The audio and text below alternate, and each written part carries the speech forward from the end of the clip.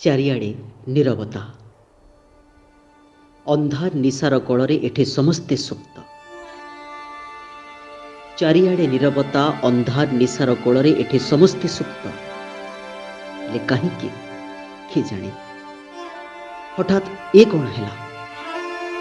ଜହ୍ନର ତିର୍ଯ୍ୟକ୍ କିରଣରେ ଖୋଲିଗଲା ମୁଦିତ ଆଖିଦ୍ୱୟ। ଝରିଲା ଲୁହ। ବୋଧହୁଏ ଇଏ ଶୋଇବାର ଅଭିନୟ ଥିଲା। ହଁ, ହେଇପାରେ। ଅଗଣିତ ଚିନ୍ତାର ପାହାଡ଼ ପାଲଟିଗଲା ଏ ରକ୍ତ ମାନସର ମସ୍ତିଷ୍କ।